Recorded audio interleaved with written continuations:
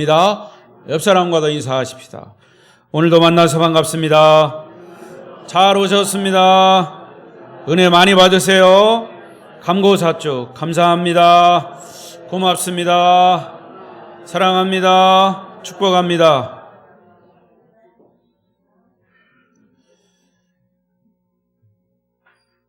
또 역시 한 주간 동안 많은 일들이 우리 주변에 있었습니다. 그럼에도 오늘 예배 자리에 나오신 여러분을 사랑하고 축복합니다. 하나님께서 오늘도 이 예배를 통해서 여러분에게 큰 은혜가 임하시기를 바랍니다. 또 비대면 영상으로 예배하시는 분들 계시면 그 가운데도 하나님의 크신 은혜가 말씀으로 임하시기를 바랍니다. 오늘 설교 말씀의 주제는 하나님이 증거하시는 예수 그리스도. 시작. 하나님이 증거하는 예수 그리스도. 하나님이 증거하는 예수 그리스도. 여러분 제목 자체가 조금 이상하다 이렇게 생각하실 수 있습니다. 그러나 오늘 이 요한복음 이 5장 사실은 지난주일 말씀드린 것 포함해서 이 부분은 굉장히 해석하기 어려운 부분이면서도 꼭 필요한 그러한 부분입니다. 하나님이 증거하는 예수 그리스도. 예수 그리스도는 하나님이시고 하나님은 예수 그리스도시고 또 예수 그리스도는 하나님의 아들이시고 그 예수를 하나님이 증거하신다는 겁니다. 벌써 한 2년 정도 된 이야기입니다. 제가 여기 부임해서 한 1년 이렇게 지나는 그 즈음에 우리 교회는 가까이에 있는 새마을 금고를 이용하고 있죠. 저도 이제 개인 통장을 개설하고 이용을 하고 있는 중에 어느 날 돈 찾을 일이 있어서 새마을 금고를 방문했습니다. 그날따라 사실은 이제 교회 직인을 가지고 가야 하는 그런 입장이었어요. 근데 깜빡 잊고 그냥 갔습니다. 그래서 여자 그 직원에게 나 요 앞에 아름다운 교회 담임 목사인데 교회 직인을 깜빡 잊고 그냥 왔다. 다음에 소장을 가져올 테니까 오늘은 어떻게 그냥 안 되겠냐. 그렇게 사정을 했더니 안 된다는 거예요. 주민등록증이라도 있으면 주민등록증을 내놔야 할 텐데 옷을 바꿔 입는 바람에 주민등록증까지 없었죠. 그렇게 한참 이제 이야기를 주고받고 있는데 저 뒤에 앉아있던 차장인가 하는 조금 높은 분이 오더니 저를 알아보고 목사님 오셨냐고 그러면서 그 직원에게 내가 보증 쓸 테니까 돈을 내드리라고. 그러니까 그 여자 직원은 두말 없이 돈을 내줘서 돈을 찾을 수가 있었습니다. 아름다운 교회 담임 목사라고 하는 사실을 알아본 그 차장님이 증인이 돼서 교회에 직인이 없어도 돈을 찾을 수가 있었던 얘기입니다. 여러분, 이 세상에서는 종종 말로 통하지 않는 경우를 당합니다. 그래서 무엇인가 객관적인 증거를 보여야 한다는 얘기예요. 그렇지 않으면 통하지 않습니다. 오늘 본문의 말씀 비슷한 사건이에요. 예수님도 사실은 비슷한 일을 당하신 이 경우입니다. 유대인들은 예수님이 안식일에 병을 고치는 것을 보고 안식일 법을 어겼다고 생각을 했습니다. 특히 유대인들은 예수님이 당신 자신이 하나님의 아들이고 인류를 구원하기 위해서 온 메시아고 더더군다나 하나님은 자기의 아버지라고 말씀하신 것을 도저히 믿으려고 하지 않습니다. 이것은 하나님을 절대적으로 모독하는 행위라고 율법서에 기록되어 있고 그 율법을 어기면 안 되기 때문에 유대인들은 그렇게 얘기하는 겁니다. 그때 예수님이 대답하신 것이 31절이에요. 자, 31절을 보십시다. 오늘 본문 31절. 시작. 내가 만일 나를 위하여 증언하면 내 증언은 참되지 아니하되. 자, 예수님이 만일 하나님의 아들이라고 스스로 주장하면 그 증거는 거짓으로 오해받을 수 있다는 얘기입니다. 여러분, 상대방이 못 알아주는데, 은행 직원이 모르는데, 나 지금 여기 담임 목사다고, 아름다운 게 담임 목사다고, 그 차장도 나를 못 알아줬으면 결국 가서 직인을 가져오든지 주민등록증을 내든지 증거를 보여야 한다, 그 말이에요. 지금 유대인들도 그런 얘기예요. 당신이 하나님의 아들임을 증거를 보여라는 거죠. 사실 예수님도 자신이 하나님의 아들이라고 하는 주장을 하기 위해서는 객관적인 증거가 필요하다는 사실을 이 31절을 통해서 간접적으로 말씀하신 거예요. 그래서 예수님은 이 본문에서 이 30절부터 47절까지 해서 두 가지의 증거를 말씀하세요. 입증하신 겁니다. 그 두 가지 증거는 세례 요한이 예수에 대해서 이야기한 것과 예수님이 기적을 나타내신 것, 그것을 한 가지로 보고요. 그리고 또 하나는 구약 성경이 예수가 하나님의 아들임을 말하고 있는 것을 증거로 내세우신 겁니다. 자, 그러면 먼저 하나님은 예수님이 하나님의 아들이심을 증거하기 위해서 세례 요한을 앞세우셨죠.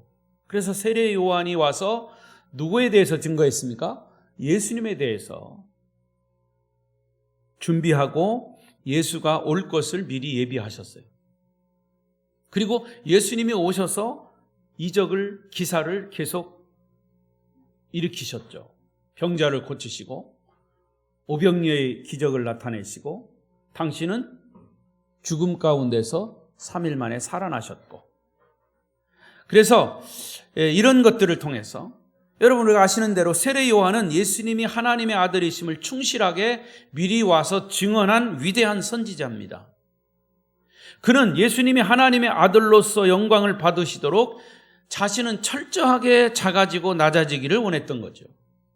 그 당시에 세례 요한과 예수님을 비교해 볼 때는 예수님이 공생애를 시작하시기 전에 초기에는 세례 요한은 위대한 선지자입니다. 그래서 세례 요한을 따르는 많은 제자들도 있었습니다. 세례 요한은 영향력을 끼친 사람입니다. 더군다나 요단강에서 세례를 베푼 자입니다. 그러나 그는 자기의 역할은 자기가 예수가 아니고 예수를 준비하고 예수를 예비하는 사람인 것을 알았습니다. 자기의 사명이 무엇인가를 알았다는 거죠. 그리고 자기의 그 사명을 완수한 이후에는 조용히 역사의 무대 뒤로 사라진 인물입니다. 그것도 목배임을 당하고 순교당한 인물이 됐죠. 경건한 사람들은 그 세례 요한이 전한 예수에 대해서 듣고 예수의 말을 듣고 세례 요한을 따라간 게 아니라 예수를 찾아왔습니다. 그리고 예수님을 하나님의 아들로 고백했습니다. 그리고 예수님에게서 하나님의 영광을 볼 수 있었습니다. 그런데 한편 세례 요한이 예수에 대해서 예수에 대한 이 증거를 듣고도 많은 사람들이 아니야, 예수? 우리는 아직 인정할 수 없어. 그러면서 예수를 인정하지 않은 거죠. 그랬더니 하나님은 더 큰 증거를 보여주셨다고 얘기합니다. 오늘 본문 36절입니다. 자, 읽어보십시다. 36절 시작. 내게는 요한의 증거보다 더 큰 증거가 있으니 아버지께서 내게 주사 이루게 하시는 역사, 곧 내가 하는 그 역사가 아버지께서 나를 보내신 것을 나를 위하여 증언하신 것이요. 하나님께서 세례 요한을 보내셨고 세례 요한이 예수에 대해서 전했는데, 근데 더 큰 증거를 보여주셨다 그랬어요. 근데 그 더 큰 증거가 뭐냐? 아버지께서 나를 보내신 것, 내가 하는 역사, 즉 예수님이 말씀하신 거죠. 내가 하는 역사는 아버지께서 나를 통해서 하는 역사다. 그 역사가 뭡니까? 역사, 히스토리 그런 역사가 아니고 하나님이 행하신 기적과 이적, 그것을 역사라고 그러잖아요. 그러니까 예수님이 이 세상에 계실 때 3년 동안 공생애 동안 베푸신 많은 기적과 이적을 말하는 거예요. 그래서 이 사도 요한복음을 기록한 사도 요한은 마지막 뒷부분에 요한복음을 기록하면서 예수님이 행하신 그 역사를 책에 낱낱이 기록한다면 이 세상에 그 책들을 쌓아둘 자리가 부족할 것이라고까지 얘기했습니다. 그만큼 예수님의 역사는, 사역은 엄청나게 많았죠. 자, 예수님이 기적과 이적을 행하신 이유는 단 한 가지입니다. 그것은 자신이 하나님의 아들이라고 하는 사실을 증명하기 위한 거예요. 메시아라고 하는 사실을 증명하기 위해서 그런 역사를 일으킨 겁니다. 하나님은 예수님이 자신이 보낸 아들이고 세상의 구원자라고 하는 것을 많은 사람들에게 분명하게 확인할 수 있도록 예수님을 통해서 초자연적인 역사를 일으키신 겁니다. 그것이 예수님이 일으키신 기적과 이적이에요.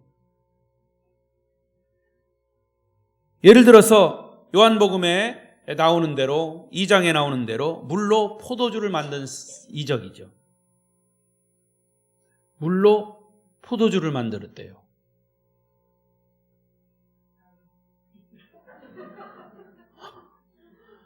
물이 포도주가 돼요. 당연한 거 아니잖아요. 기적입니다. 또 왕의 신하의 아들을 말씀으로 고치신 이적, 38년 된 병자를 고치신 이적. 다음 주일에 나옵니다마는 떡 5개와 물고기 2마리로 5,000명을 먹이신 기적. 죽은 지 나흘이 되어서 부패한 나사로를 살려내신 이적. 스스로 예수님이 십자가에 죽은 후에 3일 만에 부활하신 이적. 이게 대표적인 이적들이에요. 그 외에 많은 이적들이 있었죠. 병자를 막 고친 이적은 많았습니다.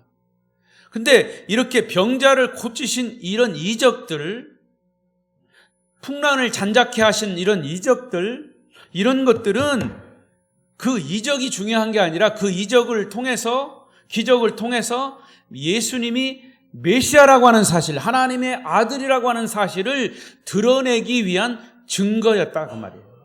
할렐루야. 그러니까 사실은 예수님의 그 당시에도 이런 예수님이 기적과 이적을 행하는 사실을 본 많은 사람들이 얼마 동안은 예수를 믿는 것처럼 보였어요. 신기했죠. 기적이 일어나는 현장에 있던 사람들의 그 굳었던 마음이 열리고 부드러워질 수 있었습니다. 그런데 중요한 것은 그 기적은 믿음의 뿌리를 깊게 하지 못한다 그 말이에요.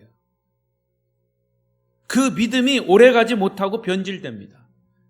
여러분, 그런 경우 지금도 있어요. 아프고 이 병원 저 병원 다 찾아가서 용하다 하는 데는 다 찾아봤는데 병이 안 나니까 어디서 소리를 들었어. 무슨 소리? 저 교회 가면 목사가 안수하면 병이 낫는데 거기 가봐. 과거에 무슨 위대한 그런 권사님이 있었는데 그 권사한테 가서 기도원에 가서 기도받으면 낫는데, 이런 이야기를 들었어요. 그래가지고 그 사람은 병이 고쳐지질 않으니까 거기 간 거예요. 그래서 어쨌든 기적으로 정말 병이 났어요. 기적으로 병이 났다니까. 눈 좀 떠봐요. 기적으로 병이 났어요. 할렐루야. 근데 문제는 그 다음이에요. 그렇게 자기가 못 고칠 병을 기도해서 정말 하나님이 낫게 해주셨다, 그런 체험을 했는데 시간이 가면 갈수록 그걸 잊어버리는 거예요. 하나님이 나를 고쳐주셨다는 사실을 자꾸 잊어버리는 거예요. 그리고 다시 옛 생활로 되돌아가는 거예요. 물론 그런 사람이 많은 건 아니고 그런 사람들이 종종 있어요. 제가 말씀드리려 하는 것은 병을 고치신 분은 하나님이시오. 성령의 역사이십니다. 그런데 사람들은 자기가 안수해가지고 병이 고쳐진 것처럼 생각을 해. 그래가지고 그 무슨 권사라든가 뭐 능력 있는 그런 부흥 강사들 그렇게 해서 자기가 그런 줄 알고 나중에는 돈 받고 하고 막 이래가지고 타락한 사람들 많아요. 그러니까 그렇게 병 고침을 받았으면 그 속에서 하나님의 살아계심을 느끼고 예수 그리스도가 구세주인 것을 깨닫고 그래서 그리스도인이 되는 것, 영원토록 되는 것, 거기에 병 고침의 이 본래 본질이 있는 거죠. 여러분, 신앙생활은 뭐예요? 결국에는 내가 인격적인 그리스도를, 인격적인 하나님을 만나는 것이 신앙생활의 본질입니다. 아멘? 그러니까 어떤 기적이 중요한 게 아니라 그 기적을 통해서 하나님을 만나는 것이 중요하다는 거예요. 예수님은 지금 그거 얘기하는 거예요. 기적을 좋아하는 사람들의 믿음은 사실은 돌밭에 뿌려진 씨앗과도 같아요. 그래서 돌밭에 싹이 떨어지면 잘 자라는 것 같다가 돌 때문에 결국 햇빛에 말라 비틀어버리고 아예 싹이 나지 않아요. 왜냐? 기적 그 자체가 우리에게 믿음을 보장하지 못하기 때문이죠. 신비주의를 쫓아가는 사람들은 그렇습니다. 신비적인 영적 체험을 많이 합니다. 그런데 하나님의 말씀, 복음이 기초가 되지 않으면 그 기적은 시간이 지나면 다 잊혀지는 거고요. 다 하나님도 잊어버리게 돼요. 철저히 하나님의 말씀, 복음의 뿌리를 내려야 할 줄로 믿습니다. 제가 요한복음을 설교 시작할 때 여러분 30번 읽으십시오, 30번 읽으십시오 그런 얘기를 했어요. 요한복음은 다른 복음서와 달리 예수님이 하나님의 아들이라는 사실을 지속적으로 밝혀주고 있습니다. 그래서 우리는 요한복음을 설교하고 요한복음을 읽고 들을 때 그 속에서 인격적인 하나님을 만나야 합니다. 할렐루야! 제가 그걸 계속 강조했습니다. 다시 한번 여러분에게 권면합니다. 요한복음을 통해서 예수 그리스도를 인격적으로 만나는 은혜가 있기를 바랍니다. 자, 두 번째 증거예요. 세례 요한이 예수에 대해서 증거했고요. 예수님이 오셔서 3년 동안 기적과 이적을 통해서 당신이 하나님의 아들임을 증거했어요. 그런데 하나님이 또 하나 예수를 증거한 것이 뭐냐? 구약 성경입니다. 하나님은 예수님이 당신의 아들이심을 증거하기 위해서 성경을 사용하셨어요. 그 성경 사용한 것이 어디냐? 구약이에요. 자, 오늘 37절과 9절 보겠습니다. 37절과 9절 시작. 또한 나를 보내신 아버지께서 친히 나를 위하여 증언하셨느니라.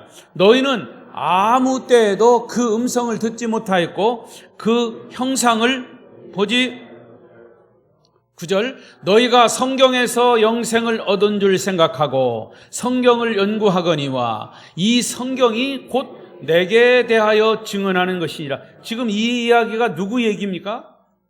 예수님이 하신 얘기예요. 예수님이 37절에 나를 보내신 아버지 하나님께서 친히 나를 위하여 증언하셨다. 너희가 성경에서 영생을 얻은 줄 생각하고 성경을 연구하거니와 이 성경은 곧 내게 대하여 증언하는 것이니라. 근데 여기서 말하는 이 성경은 구약 성경을 말하는 거예요. 그러니까 하나님은 예수님이 당신의 아들이심을 증거하기 위해서 마지막 증거로 구약 성경을 사용하셨어요. 그러나 우리는 성경에 대한 전문 지식이 사실 없다 보니까 우리 목회하는 목회자들도요, 신학교에서 성경을 배우긴 하지만은 사실은 깊이 있게 성경을 다 못 배워요. 그래서 끊임없이 목회를 하면서 성경을 연구하고 또 연구하는 겁니다. 그런데 여러분, 구약 창세기에서 말라기까지 39권을 읽어도 거기 예수라고 하는 이름은 거의 안 나와요. 여러분들은 하나님이 예수님을 당신의 아들로 증거하는 구약 성경에서 예수를 찾는다고 하는 것은 결코 쉽지 않아요. 여러분, 예를 들어서 사사기를 읽으면 사사는 이스라엘의 사사들, 그죠? 왕 같은 그런 리더들의 이야기입니다. 이 사사기를 읽으면 그 많은 이야기들 속에 예수라고 하는 얘기는 안 나와요. 예수와 무슨 관계가 있는지 이해가 되지 않는 경우가 많아요.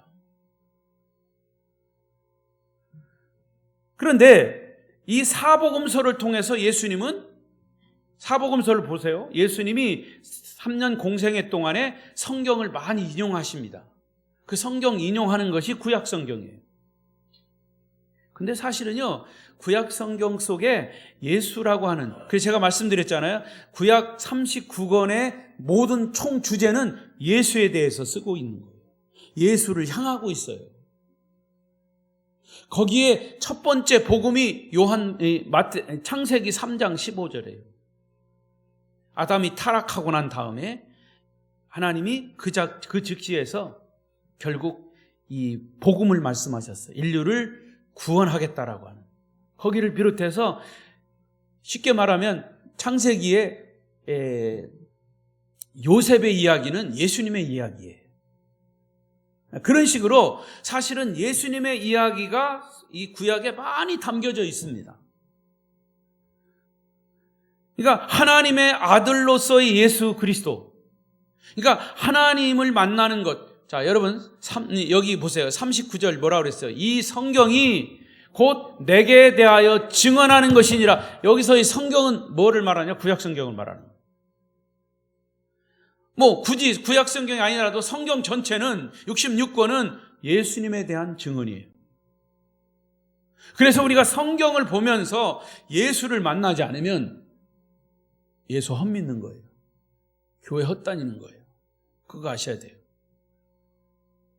요한복음은요 1장부터 24장까지 나옵니다.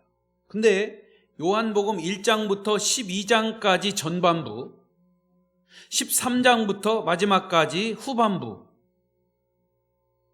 그 전반부는 예수님이 하나님의 아들이심을 증거하는 이적의 기사들로 되어 있습니다.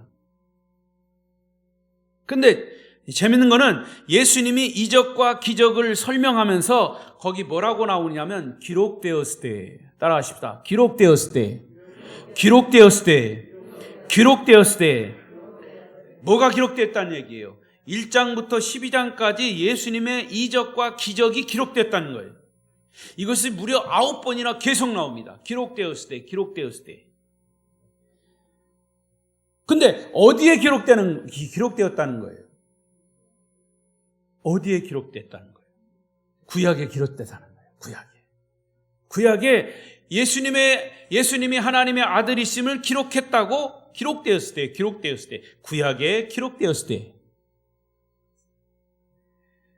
요한복음 13장 이후에 후반부로 가면 또 8번에서 10번 정도 반복해서 나오는 그런 문장이 있는데 그것은 이루려 하심이니라. 시작. 이루려 하심이니라.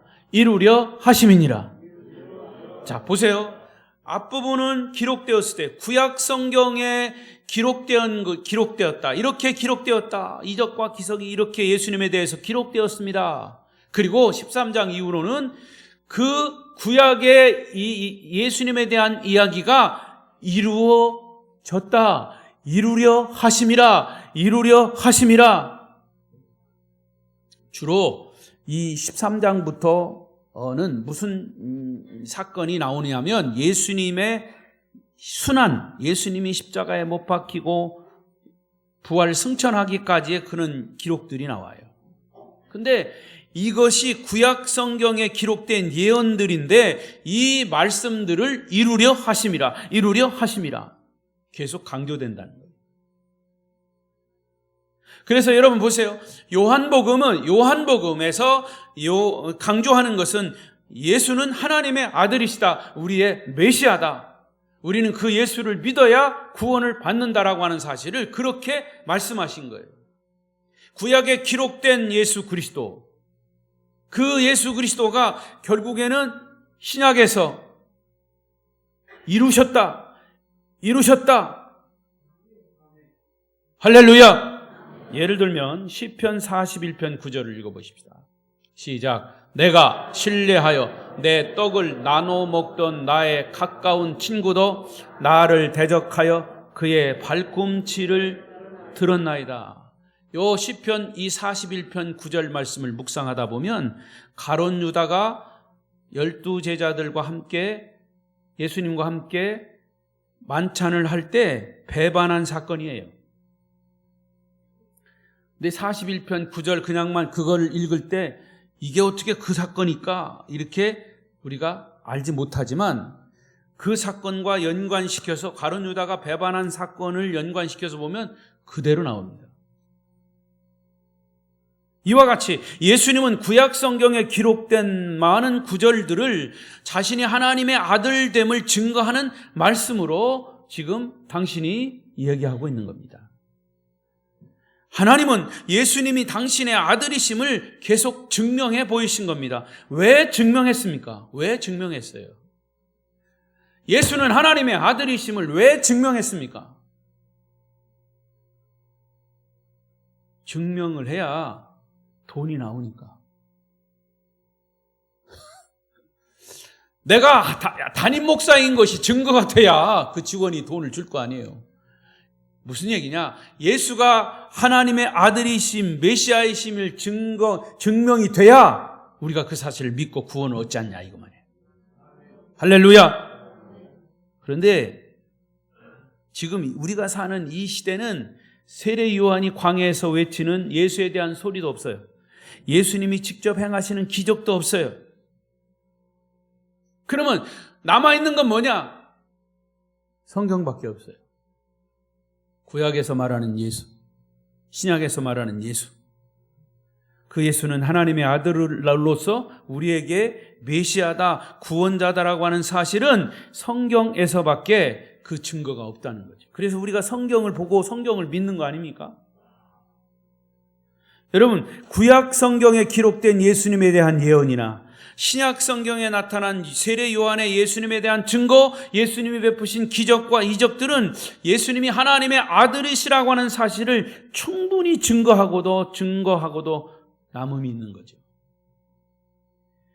따라서 이렇게 명확하게 성경이 증거하고 있는데도 예수님이 하나님의 아들이라는 사실을 믿지 못하고 그것을 그냥 귓등으로 듣는다면, 그래서 우리가 그 예수를 만나지 못한다면 우리에게는 소망이 없는 거예요. 그런 사람은 정말 불행한 사람이에요.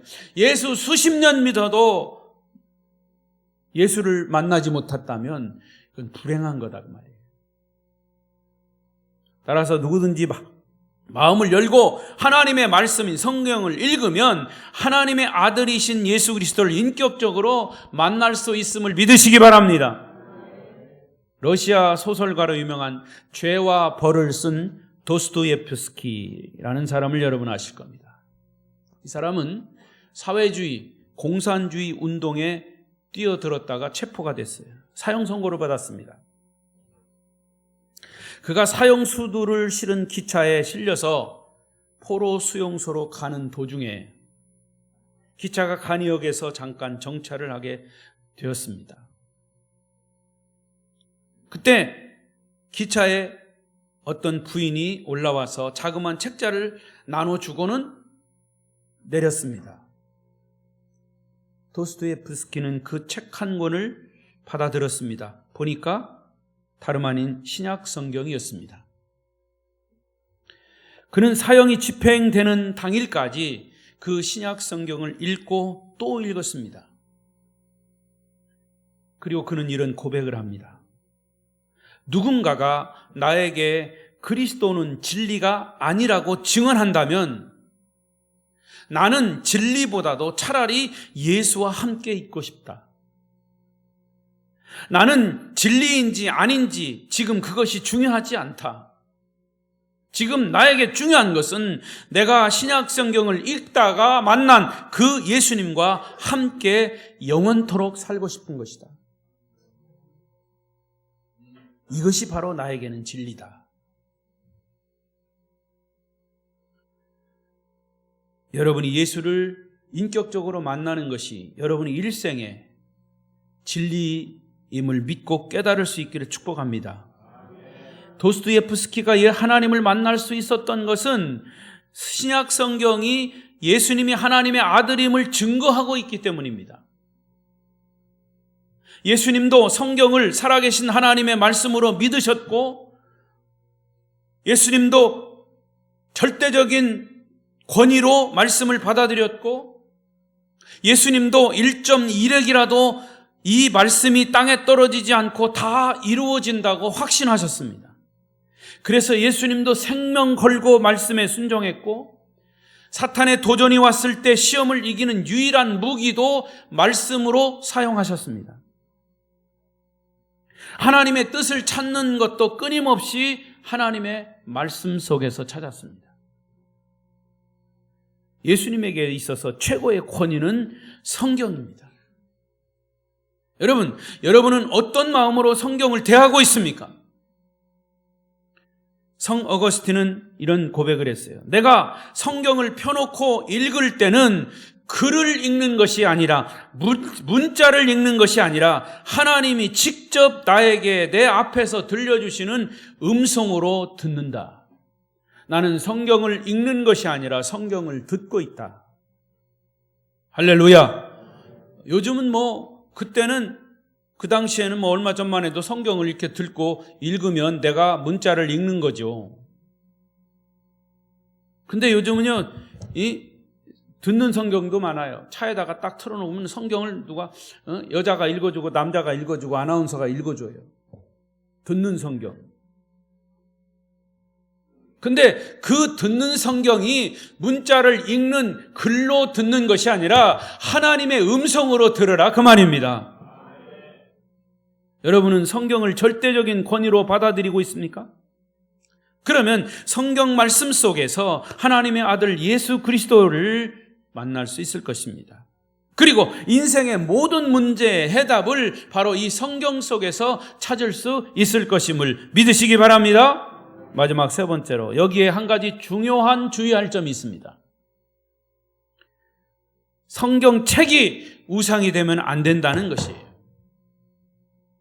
예수님 당시에 바리새인들이나 율법사들이 저지른 치명적인 실수가 뭐냐? 구약 성경 자체를 우상화했다는 거예요. 성경 자체가 하나님이 된 거예요. 그래서 성경의 글자를 1.1학이라도 빼면 안 되고 더하면 안 된다고 하는 그 문자 그대로 해석을 해서 성경을 보고 쓸 때도 어느 글자가 중앙에 와야 되느냐, 어느 글자가 끝에 와야 되느냐. 여러분, 이 히브리어는요, 점 하나 그 그림처럼 돼 있기 때문에 점 하나 잘못 찍으면 뜻이 완전히 달라져요. 그래서 어느 글자가 중앙에 와야 되냐, 끝이 와야 되냐, 이 문자를 가지고 서로 다툼이 일어납니다. 이런 이유 때문에 구약 성경에 정통한 율법사들과 서기관들이 평생을 바쳐서 베끼고 가르치지만 정작 그렇게 베끼고 가르쳤지만 구약의 주제인 예수를 못 만났다는 거예요. 왜? 성경책 자체를 우상화했기 때문에. 얼마나 아이러니한 얘기예요. 하나님은 성경을 기록하게 한 것은 사도들을 통해서 선지자를 통해서 성경을 기록한 것은 성경 속의 하나님, 성경 속의 예수 그리스도를 만나게 하기 위해서 성경을 기록했는데 성경을 연구하는 사람들이 책 자체에 글자 가지고는 열심히 했는지는 모르지만 그 성경 속에 나타난 하나님, 예수 그리스도를 만나지 못했다고 하는 것은 우매한 짓이고 어리석은 짓이에요. 성경을 창세기부터 요한계시록까지 66권 직접 필사를 하는, 요즘 필사가 유행입니다. 그런데 그런 경우도 있어요, 여러분. 성경을 한번 창세기부터 요한계시록까지 한번 쓰면은 집안에 우환이 없어진대요.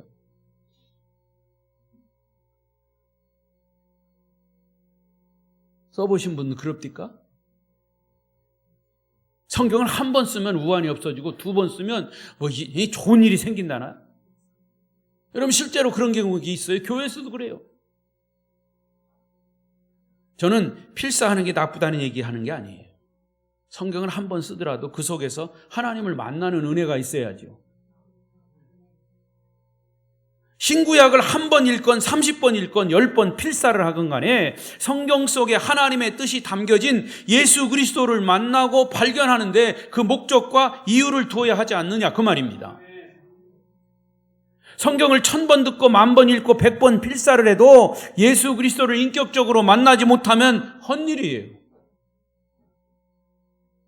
몇 번 읽었다 성경 필사한 것이 나는 몇 권이 된다. 그것을 나는 가보로 남기겠다. 바로 그게 성경을 우상화하는 겁니다. 예수를 만나지 못한 성경 지식은 현대판 바리새인, 현대판 율법사, 현대판 서기관들과 다름이 없습니다. 이제 말씀을 맺겠습니다. 우리는 성경을 듣고 성경을 읽다가 그야말로 성경 속에서 하나님의 음성을, 주님의 음성을 들어야 합니다. 우리가 하나님의 말씀을 읽고 배우고 기억하면 주님의 음성이 들리고 그 음성이 우리 생각을 지배하고 우리의 마음을 사로잡게 됩니다. 우리의 삶을 180도 바꿔줍니다. 성경을 통해서 듣는 주님의 음성 때문에 우리의 말과 행동이 달라지고 다른 사람들이 보지 못한 세계를 볼 수가 있어요. 여러분, 저는 늘 얘기합니다. 우리는 많은 사람들은 성경이 여기에 들어있습니다.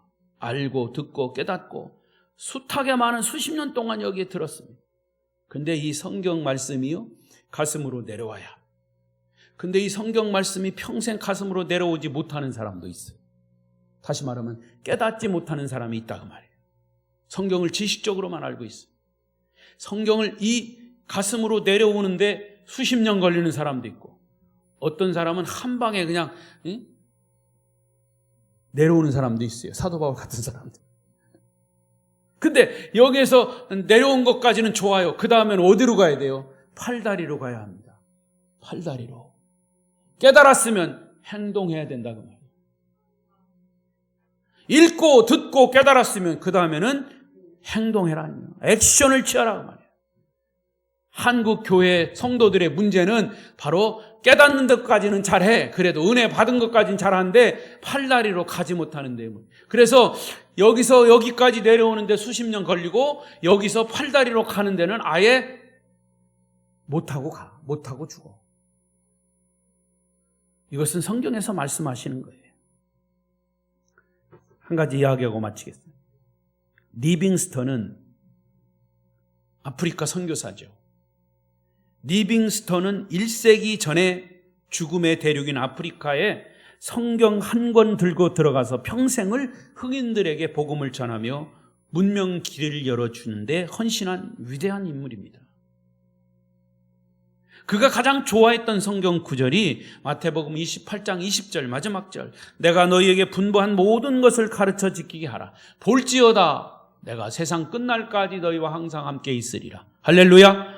그 말씀을 수십 년 동안 가슴에 품고 살았습니다. 말라리아에 걸려서 사경을 헤맬 때도 이 말씀을 기억함으로 그는 사경을 헤매면서도 손과 발로 뛰면서 아프리카 사람들을 복음을 전하고 복음이 그들의 생명이 되도록 했던 거죠. 선교 활동을 하면서 수없이 직면했던 생명의 위기 앞에서 이 말씀을 통해서 주의 음성을 들을 수가 있었고 힘을 얻을 수가 있었습니다. 조그만 오두막집에서 마지막 숨을 거두던 그날 밤에도 그는 이 말씀을 곁에 두고 있었습니다. 그 이유가 무엇입니까? 예수님은 오늘도 살아계셔서 말씀을 통해서 자신이 하나님의 아들이심을 증거하고 있기 때문입니다. 여러분 마음에 남이 모르는 무거운 걱정거리 때문에 잠을 못 이루고 있습니까? 정말 가까운 사람에게조차 말할 수 없는 아픔을 지니고 있습니까? 다른 사람에게 상처를 받고 속상해 있지는 않습니까?